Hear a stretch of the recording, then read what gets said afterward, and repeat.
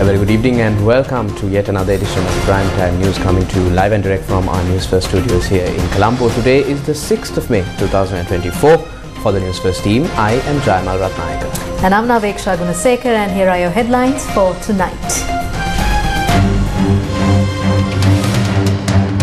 Sri Lanka overcome determined UAE to seal Women's T20 World Cup spot. Sri Lankan man who protested at BIA summoned to police. Statement recorded for 2 hours.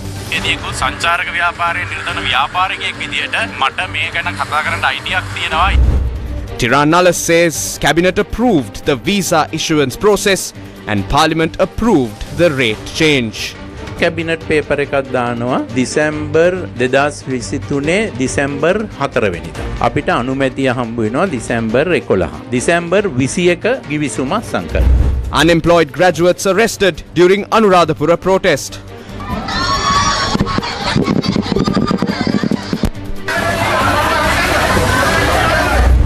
Former President Chandrika Kumaratunga returns to SLFP head office after 5 years. Gammampila claims that the SLPP is calling for a parliament dissolution before May 15th.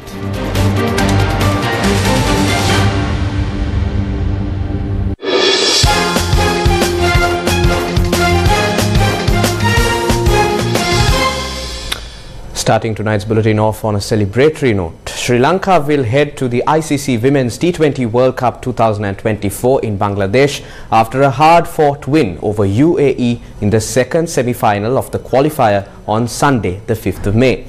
Sri Lanka joined Scotland as the 2 teams to head to the ICC Women's T20 World Cup 2024 from the qualifier tournament in Abu Dhabi.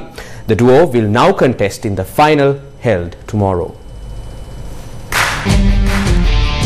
Put into bat, Chamari Athapattu and Vishmi Gunaratne began well for Sri Lanka, while Gunaratne got into the swing of things with 2 fours in the second over. Athapattu cracked back-to-back sixers in the next over. UAE soon turned to their X-factor with the ball. Vishmi and Harshita Madhavi continued to keep the scoreboard ticking as UAE looked to slow the scoring rate down the spin. To bowl it straight away, but Pereira is on to her. A few late blows from Kavisha Dilhari and Nilakshika Silva took Sri Lanka to 149 for 6. In response, Oza was in the mood to swing hard and the UAE skipper raced to 25 off 18 balls in the first 6 overs, despite losing her opening partner early. Oza played some sublime strokes to put pressure on Sri Lanka despite the daunting target, and Kushi Sharma joined hands with her as UAE's run rate picked up. Sri Lanka eventually completed a convincing 15-run win to book a spot in the Women's T20 World Cup 2024 later this year in Bangladesh. They will meet Scotland, who beat Ireland in the other semi-final, in the final of the qualifier on Tuesday. The eagerly awaited Women's T20 World Cup 2024 will take place in Bangladesh from the 3rd to the 20th of October. This year's tournament sees an impressive lineup of 10 teams vying for glory in the 9th edition of the prestigious event. Among the contenders are powerhouse teams such as hosts Bangladesh, reigning champions Australia, formidable competitors like England, India, South Africa, New Zealand, West Indies and Pakistan, all of whom secured direct qualification. Adding to the excitement are Sri Lanka and Scotland, who showcased their prowess in a thrilling final match of the qualifying tournament held in Abu Dhabi, earning well-deserved spots in the upcoming tournament lineup. In more local news, the suspect connected to the shooting incident in Horana was apprehended last afternoon at the Katunayake airport while attempting to flee the country. Remarkably, this arrest occurred within a mere 24 hours of the shooting. On Sunday morning, 2 individuals arrived on a motorcycle and carried out a shooting before fleeing the scene. Later that afternoon, the same motorcycle was discovered abandoned near a field in the Lihini Arab area of Horana. Authorities apprehended the suspect at Katunayake airport while attempting to escape the country. Remarkably, the airport's automatic facial recognition system played a crucial role in identifying the suspect. The arrested individual is a 31-year-old resident of Horana. Interestingly, he had been scheduled to depart for Dubai later that evening. Police suspect that his arrival in the country from Dubai on the 29th of April may have been connected to the crime itself.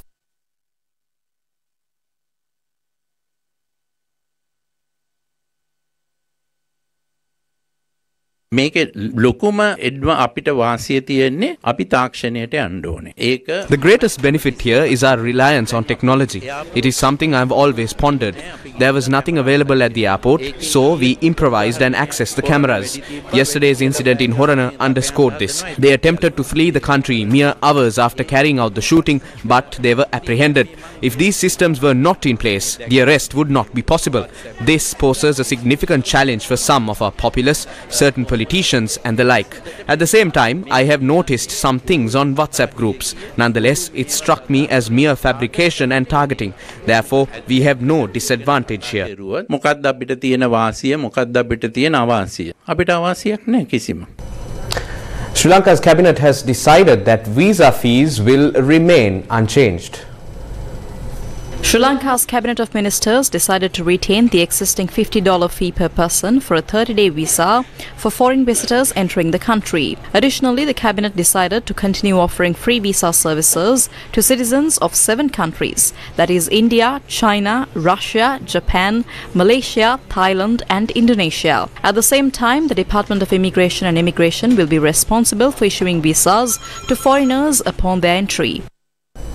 Public Security Minister Tiran Alas announced today that legal action will be initiated against a young man who protested at the Katunayake airport, citing an alleged delay in the visa issuance process. Subsequently, the young man was summoned to the Katunayake airport police, where he provided a statement. A Sri Lankan man identified as Sandaru Kumarasinghe appeared at the Katunayake airport police at around 10 a.m. accompanied by 3 lawyers. I am someone who casts votes across all political spectrums, just as you have. As a lawyer and a businessman entrenched in the tourism sector, my disappointment is palpable. I have a right to voice my concerns, as it is a right enshrined in the Constitution. Sri Lanka police recorded a statement from Kumarasinghe for over 2 hours. I have received numerous inquiries, particularly concerning these viewpoints. I have provided the factual information I possess in response to those inquiries. In doing so, I have discharged my civic duty in aiding these investigations. Therefore, I trust that the responsible party for this incident will furnish the public with accurate and comprehensive information regarding the matter.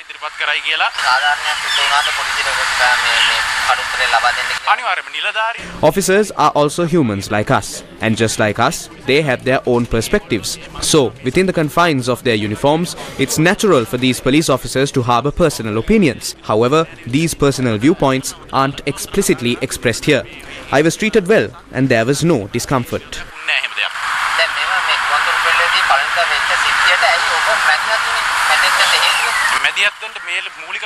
The primary rationale behind the intervention stemmed from my presence in the queue. I, alongside the foreign visitors, were severely inconvenienced for hours. It was then that I felt compelled to address the incident.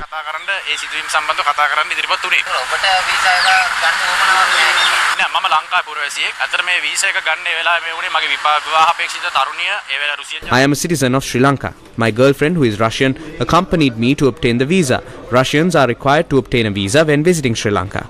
Until recently, the immigration department officials swiftly issued tourist visas for a fee within 5 minutes. However, upon my arrival, I encountered a lengthy queue. When I inquired, an Indian gentleman informed me to wait in line.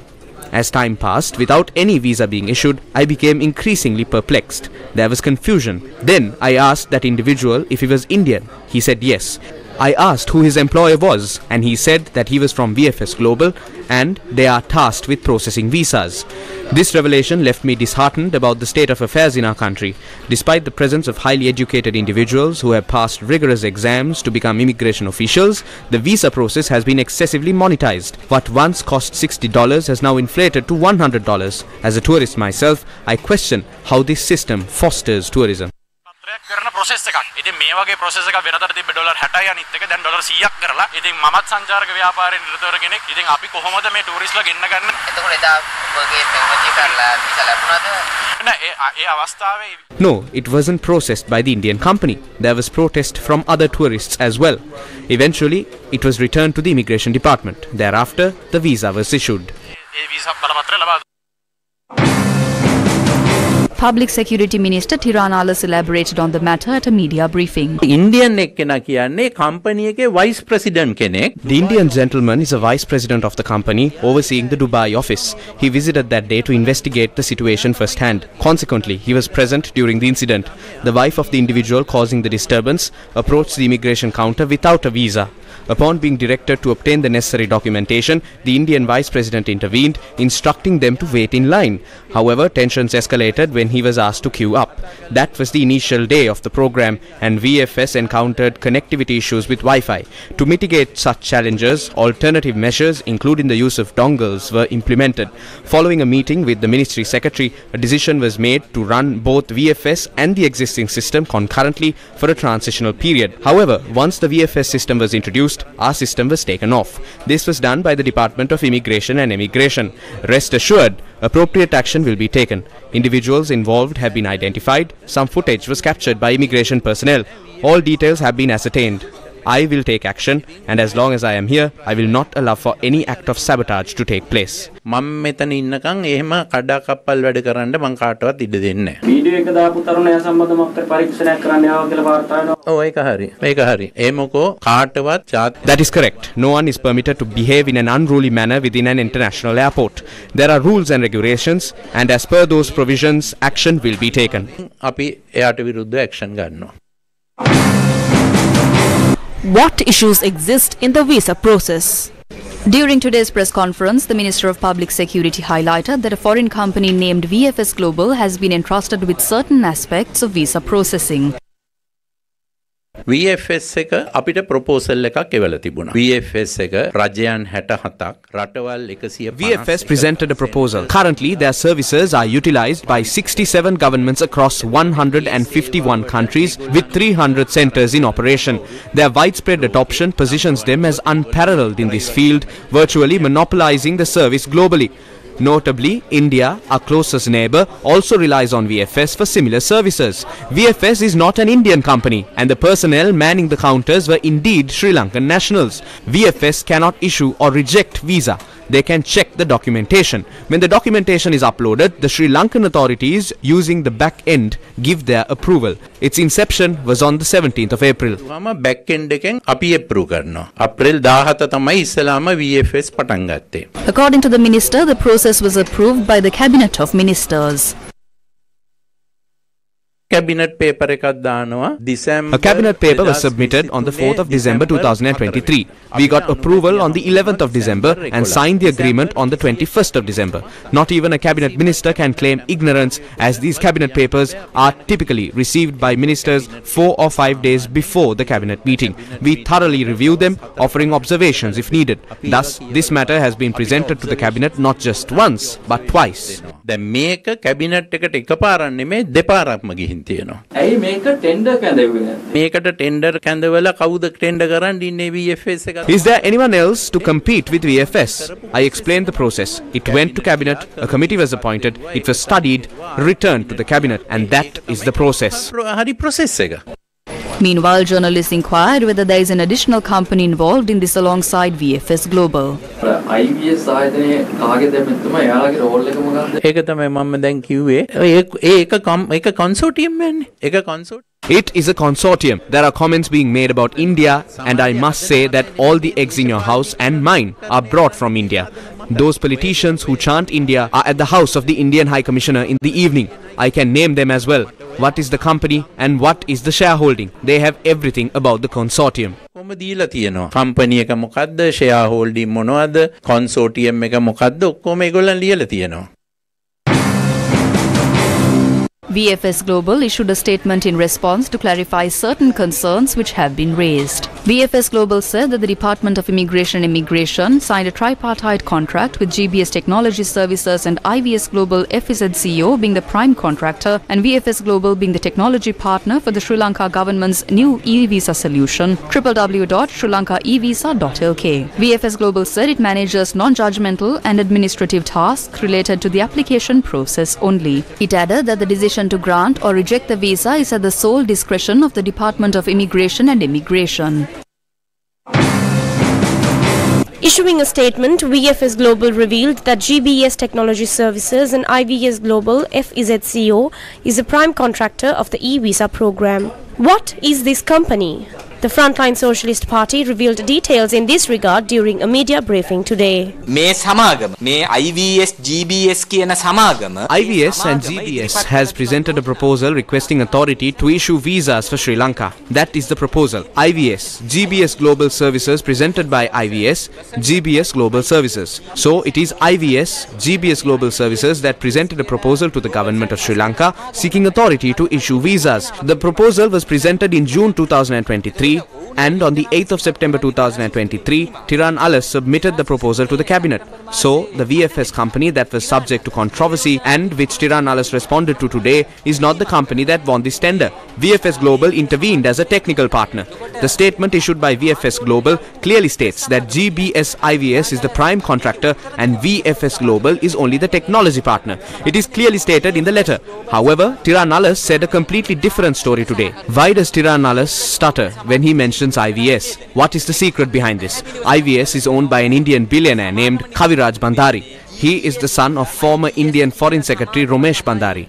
So this story is linked to the Indian Foreign Service and the Indian Intelligence Service. When the tender was given to IVS, the Indian High Commission was definitely aware of it. Tiran Alas was also aware of it. However, when it was alleged that the tender was given to an Indian company, the Indian High Commission jumped the gun and refuted the allegations, stating that it isn't an Indian company. Why did the Indian High Commission lie? Why didn't Tiran Alas mention IVS even after being asked today? The most important point in the agreement, which Tiran Alas also mentioned today, is that it doesn't cost $25 and it only costs $18.50. The service charge for the company is $18.50 and it is stated in the agreements. But the convenience fee of $7.27 is not stated in the agreement. That is how it increases to $25.77. These agreements and official documents state that it is $18.50, but none of them mention the $7.27. Where is it mentioned? A massive robbery is taking place in broad daylight. Someone is pocketing $7.27 from the visa fee from each tourist. According to the agreement, it is not charged by the company. So, who is pocketing it? $7.27 කවුරු හරි ගන්න. දැන් මේ සමාගම ගන්න නැහැ කියලා ගිවිසුමේ තියෙන විදිහට තියෙන. කවුද ඒක ගන්න? Meanwhile, the fees associated with visa issuance are currently facing criticism. Today, the opposition leader commented on the matter. අපේ රටේ තිබුණා වීසා නිකුත් කරන වැඩසටහන. We had a visa issuing system and that system has changed today, where we now have to pay an extra amount of $18.5 to a foreign company. Our country is losing a large amount of dollars through this. What was the reason for such a change? What was the reason behind this system change? Was a report made? Does it have a financial feasibility report? What benefits will the country have? In what ways would it add value to us? It should be well remembered that when a government makes decisions like this, it should be based on data in a scientific background. Some claim this to be far worse than the bond scam. We need to know the truth about this.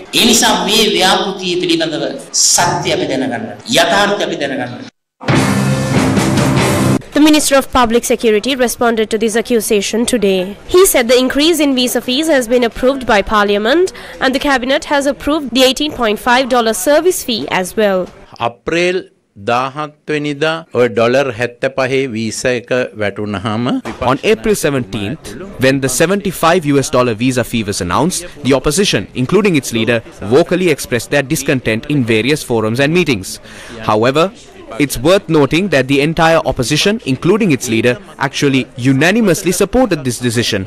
Interestingly, when I raised this point in Parliament, they seem to have completely forgotten about their own support for it. It is ironic how some seem unaware of decisions made within the Parliament. Foreigners pay a service fee of $18.5 to VFS. There is no disadvantage to us. අපිට අවාසියක් නැහැ කිසිම. අපේ මහජනයාට කිසි අවාසියක් නැහැ. Newsfirst with the people. Still in local news, the Anuradhapura Teaching Hospital, the third largest hospital in Sri Lanka, is facing a serious risk in its operating rooms due to a breakdown of the air conditioners in the kidney transplant unit. This could impact not only kidney transplants but also other organ transplants performed within the facility. The Anuradhapura Teaching Hospital, which is the first hospital in Asia to perform a leg transplant as well as the third largest hospital in the country, has set many records including liver transplants. However, the hospital is facing a serious risk due to a breakdown of the air conditioners in the premises. 2 of the 3 air conditioners in the hospital's kidney transplant unit are now completely non-operational. The remaining air conditioner is also malfunctioning, leaking water. As a result, surgeries are currently being performed using electric fans. The air conditioners are non-operational in the special treatment ward where patients recover after surgery. The waiting area for pre-surgery patients has become uncomfortably humid. 24 වෙනිදා මේ වකුගඩු බද්ධ කරේ මේ වෙනකම් තාම මේ AC එක හදලා නැහැ දාඩිය දානවා අපි මේ කොළ කැලේලින් තාම පවංග ගා ඉන්නේ ඒවට විස බීජකොත් එහෙම මගේ පුතාගේ දෙන්නම ජීවිතේ නැති වෙනවා මට වකුගඩුවක් බද්ධ කරලා තියෙන්නේ මේ විස බීජ යන හින්දා AC එකේ ඉන්න ඕන අපිට තාම AC එකක් නැහැ ඒ හින්දා හරි අමාරුයි ඉන්න. Newsfirst inquired the director of the Anuradhapura Teaching Hospital, Dr. Dulan Samaravira, about the matter. දැනට මෙම ශල්‍යාගාරයේ තිබෙන වායු සමීකරණ යන්ත්‍ර දෙකෙන් එකක්. One of the 2 air conditioners is out of order and the remaining unit is leaking water. We have also been informed that the air conditioner in the ward is malfunctioning. The hospital's maintenance unit is currently working to solve these problems, but repairs are expected to take 2 weeks. පිළිසකර කිරීමේ කටයුතු සිදු කරගෙන යනවා. සති දෙකක කාලයක් ඉල්ලා තිබෙනවා මේක යථා තත්ත්වයට පත් කිරීම. This was the Health Minister's response to the issue. I was not informed of it. Certain breakdowns do occur from time to time. We have responded swiftly to such issues and corrective measures are taken. 22 unemployed graduates who protested opposite the entrance to the North Central Provincial Council building were warned and released on surety bails worth 200,000 rupees each by Anuradhapura Chief Magistrate Nalaka Jayasuriya today. The case is to be called up once more on the 25th of May. Unemployed graduates of the North Central Province engaged in a protest obstructing the entrance to the North Central Provincial Council building, demanding for jobs suited to their qualifications.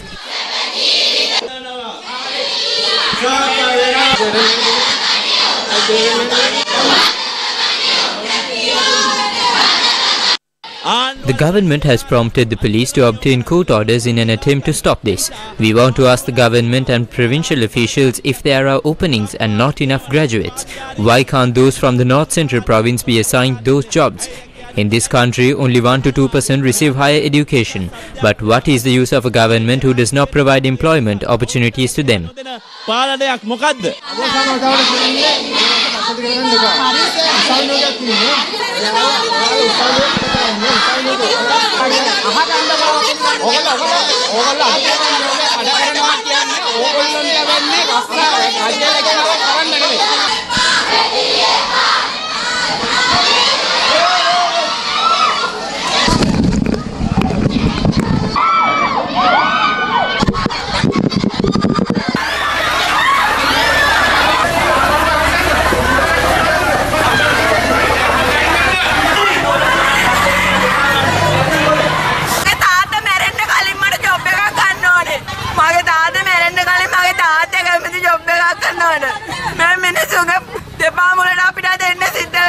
කිසිම දේපල හානියක් අපේ කලේ නැහැ ළමයිව උස්සගෙන ගියා මේක හරිම අසාධාරණයි හැකියා ඉල්ලනකොට මේකද මේ ආණ්ඩුවේ තීරණය. The arrested protesters were produced before Anuradhapura Chief Magistrate Nalaka Jayasuriya this evening.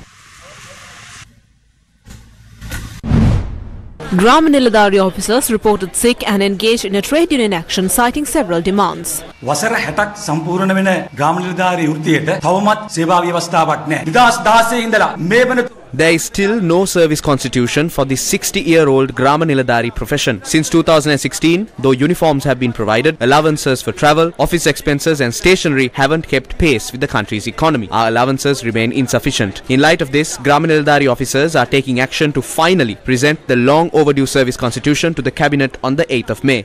This is to awaken a government that has long overlooked our needs for fair travel, uniform, stationery and office allowances. අවදි කරන්නට තමයි මේ දින දෙක තුල 6 7 අද සහ හෙට දින තුල ග්‍රාම නිලධාරීන් වෘත්තීය ක්‍රියාමාර්ග නිරත වෙන්නේ. Gram Niladhari offices across many areas remain closed and officers did not report to the divisional secretariats as well.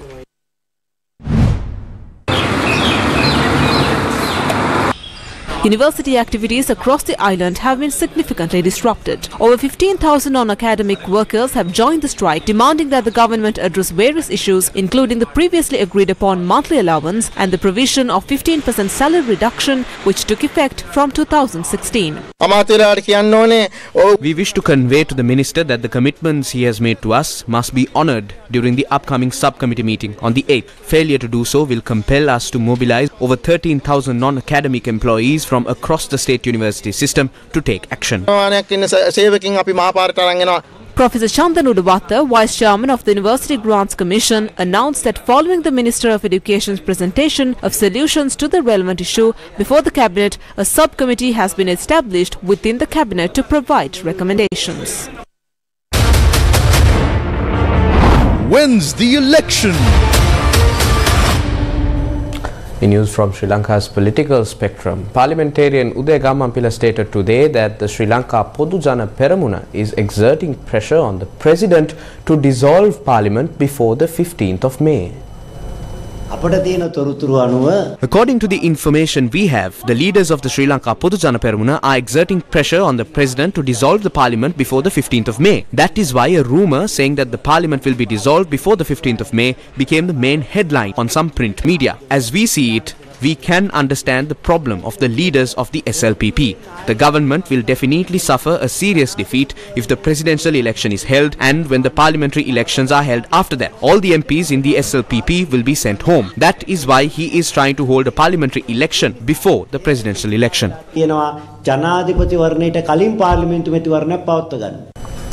Former President Chandrika Bandaranaike Kumaratunga arrived at the SLFP headquarters this evening after 5 years. Former President Chandrika Bandaranaike Kumaratunga arrived at the SLFP headquarters today to look into the future activities of the party. Two factions of the SLFP have sought legal action, while court has suspended former chairman of the party Maithripala Sirisena and several others from holding positions within the party. Sri Lanka ඉඳන් පක්ෂ මම හැමදාම හිටියා මේ කාර්යාලයට පැමිණියා අවුරුදු 5කට පස්සේ. සිරිසේන මාව පැන්නුවට පස්සේ. ඉතින් ඔබතුමී නායකත්වය ගන්න. ඒවා පස්සේ බලමු. පක්ෂය හදනවා. හදන්න කොහොමද ප්ලෑන් එක මොකද? ඒවා ප්ලෑන් පස්සේ කියන්නම් අද ඒවා තමයි කතා කරේ. ටික ටික කියන්න. කටයුතු කරනවද කොහොමද? ඉස්සන් නෙමෙයි රට හදන්න අපි කටයුතු කරන්නේ. ඒක වෙන වැඩ පිළිවෙලක් හදලා ඉවරයි. හදලා තියෙන්නේ. मैडम කොහොමද ඉදිරියේ නායකත්වය කොහොමද වෙන්නේ मैडम ගේ අතර ගන්නවද අපිට ඕනේ රට හදන්න නායකත්වය මට සුටු දෙයක්වත් වැඩක් නැහැ. Up next is the Newsfirst Finance Report.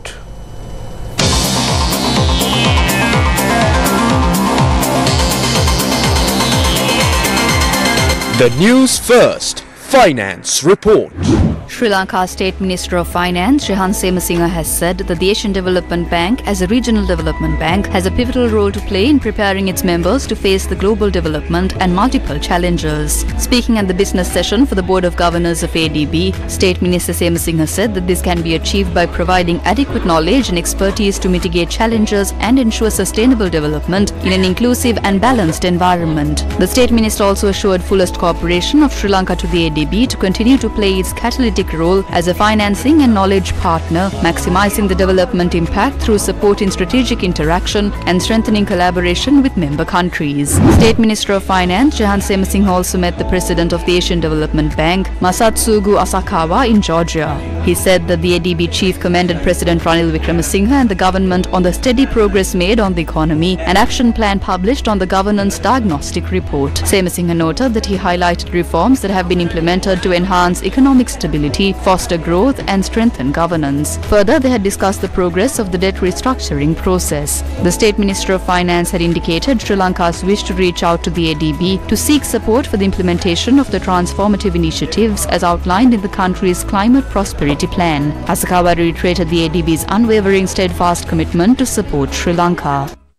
Warren Buffett isn't jumping on the artificial intelligence bandwagon just yet, warning about the technology's potential for harm. When you think of the potential for scamming people, if you can reproduce images that I can't even tell, that say, I need money, it's your daughter, I've just had a car crash, I need throw $50,000 wired. I mean, scamming has always been part of the American scene. But this would make me, if I was interested in investing in scamming, it's going to be the growth industry of all time, and it's enabled in a way. Maybe, obviously AI has potential for good things too, but I don't know how you, based on the one I saw recently, I practically would send money to myself over in some crazy country. I don't have any advice on how the world handles it, because I don't think we know how to handle what we did with the nuclear genie. But I do think, as someone who doesn't understand a damn thing about it, that it has enormous potential for good and enormous potential for harm, and I just don't know how that plays out. Local media reports quoting the President's Media Division said that Sri Lanka has granted approval for Iranian airline Mahanea to operate flights between the two nations, anticipating increased tourism from Iran and bolstered cooperation in aviation. In 2022, Iran ranked 27th among countries with the highest international tourist arrivals in Sri Lanka, experiencing notable growth compared to 2021. Mahanea is a privately owned Iranian airline based in Tehran, Iran. It operates scheduled domestic services and international flights to the Far East, Middle East, Central Asia and Europe.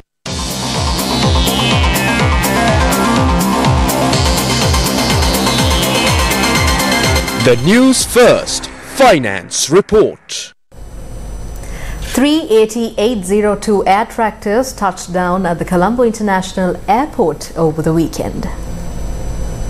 The air tractors arrived at CIAR from Cocos Island, Australia and will depart for Villana Airport, Maldives. AT-802 is an agricultural spraying or firefighting aircraft designed and developed by Air Tractor. The aircraft's agriculture or firefighting missions are accomplished using the 3,028-litre capacity chemical hopper placed between the engine firewall and the cockpit. The hopper is filled with fire retardant, foam or water. Upon completing its maiden flight in October 1990, the aircraft entered into production in 1993 with two versions, AT-802 agricultural sprayer and AT-802F firefighter. AT-802 was put into service in 2002. AT-802 has four variants including AT-802A, AT-802U, AT-802F or AT-802AF and AT-802A Fireboss. AT-802A is a single-seat aircraft principally used for agricultural crop dusting or firefighting missions. It renders additional working capacity compared to that of conventional agricultural aircraft.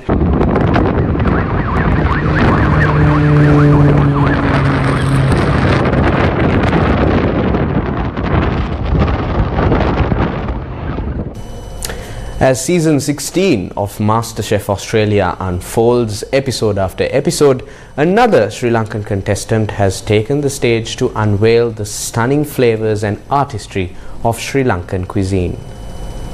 The spotlight on yesterday's episode was solely based on a dish that holds a special place in the hearts of Sri Lankans. Sri Lankan brinjal curry or eggplant curry. Now this cherished staple holds a significance, particularly in the Tamil community of Sri Lanka. Dash Clark served this alongside basmati rice and yogurt raita.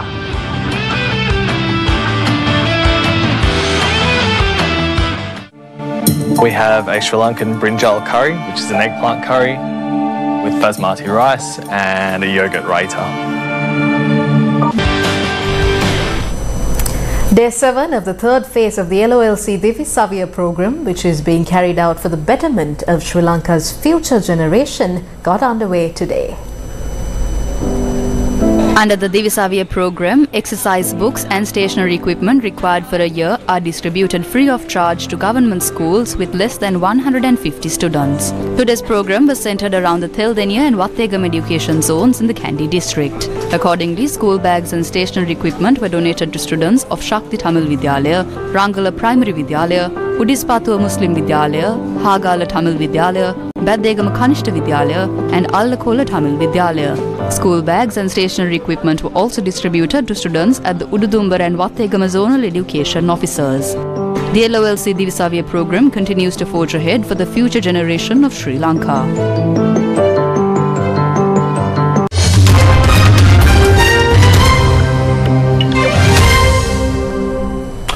News from overseas. Israel's military says it has begun ordering Palestinians to leave part of eastern Rafah ahead of a limited operation in the southern Gaza city.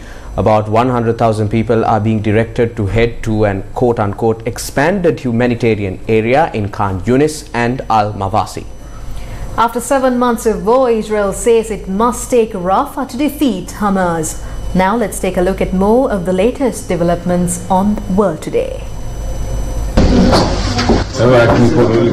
Israel's government has moved to shut down the operations of the Al Jazeera television network in the country, branding it a mouthpiece for Hamas. Prime Minister Benjamin Netanyahu said the cabinet agreed to the closure while the war in Gaza is ongoing. Police raided the Qatari broadcaster's office at the Ambassador Hotel in Jerusalem on Sunday. Al Jazeera called claims it was a threat to Israeli security a dangerous and ridiculous lie.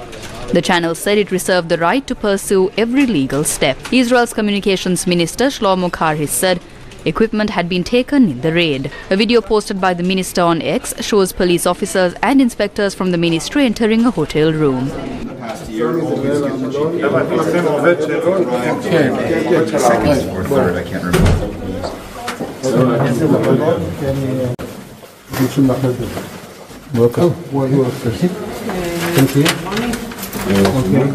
כן. רגע. אנחנו בחדר המלון, זה החדר, יש פה מחשב, יש פה מצלמה, תאורה, עזרי תאורה, יש פה שולחן, יש פה מים. זהו.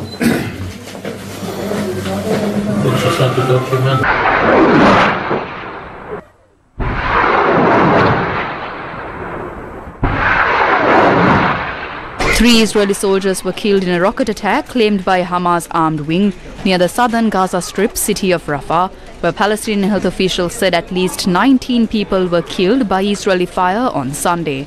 Hamas armed wing claimed responsibility on Sunday for an attack on the Kerem Shalom crossing into Gaza that Israel said killed 3 of its soldiers. Israel's military said 10 projectiles were launched from Rafah in southern Gaza towards the area of the crossing, which it said was now closed to aid trucks going into the coastal enclave. Other crossings remained open. Hamas armed wing said it fired rockets at an Israeli army base by the crossing, but did not confirm where it fired them from. Hamas media quoted a source close to the group as saying the commercial crossing was not the target. More than 1 million Palestinians are sheltering in Rafah near the border with Egypt. Police in Los Angeles have cleared out a pro-Palestinian encampment at the University of Southern California.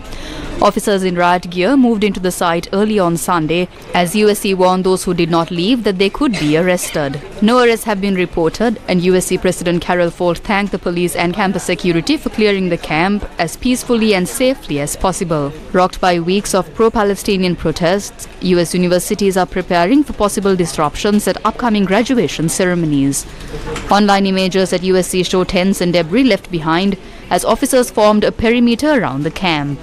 Panama's former security minister, Jose Raul Molino, on Sunday stormed to victory in a presidential poll dominated by his old boss, the popular ex-leader Ricardo Martinelli, who buttressed his campaign despite being holed up in Nicaragua's embassy. Molino was one of the favorites for the presidency after he stepped in to replace Martinelli on the ballot when the former president was barred from running due to a money laundering conviction. Molino said his government would be pro-investment and pro-business and said the Central American country would honor its debts, but also vowed to not forget the poor. The death toll from heavy rains that have caused flooding in Brazil's southern state of Rio Grande do Sul has risen to at least 78, with more than 115,000 people displaced. President Luiz Inácio Lula da Silva arrived in Rio Grande do Sul on Sunday morning with most members of his cabinet to discuss rescue and reconstruction efforts with local authorities. Volunteers using boats, jet skis and even swimming have assisted in ongoing rescue efforts. In the state capital, Porto Alegre, Fabiano Saldanha said he and 3 friends have used jet skis to save about 50 people from floodwater since Friday in islands that are part of the city. And that's a wrap of Primetime News for tonight. Thank you for watching. Good night. Night.